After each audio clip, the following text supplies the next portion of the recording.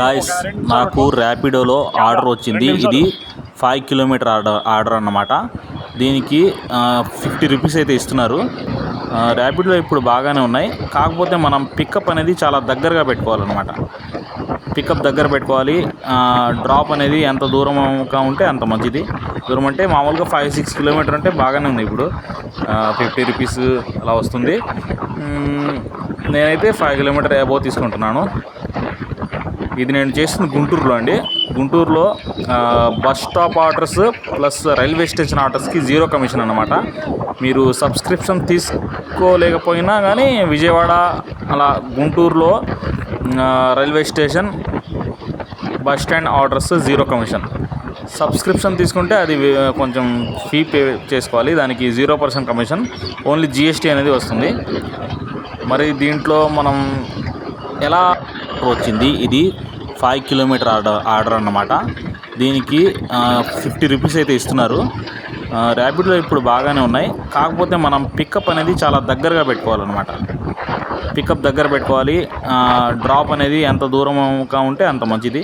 దూరం అంటే మామూలుగా 5-6 కిలోమీటర్ అంటే బాగానే ఉంది. ఇప్పుడు 50 రూపీస్ అలా వస్తుంది. నేనైతే 5 కిలోమీటర్ అబోవ్ తీసుకుంటున్నాను. ఇది నేను చేస్తుంది గుంటూరులో అండి. గుంటూరులో bus stop orders plus railway station ఆర్డర్స్కి 0 కమిషన్ అన్నమాట. మీరు సబ్స్క్రిప్షన్ తీసుకోలేకపోయినా కానీ విజయవాడ అలా గుంటూరులో railway station bus stand orders 0 commission. Subscription తీసుకుంటే అది కొంచెం ఫీ పే చేసుకోవాలి. దానికి 0% కమిషన్, ఓన్లీ జిఎస్టీ అనేది వస్తుంది. మరి దీంట్లో మనం ఎలా ట్రిక్స్ అండ్ ఏమున్నాయంటే, మ్యాప్లో ఫస్ట్ మనం రూట్ చూసుకోవాలి.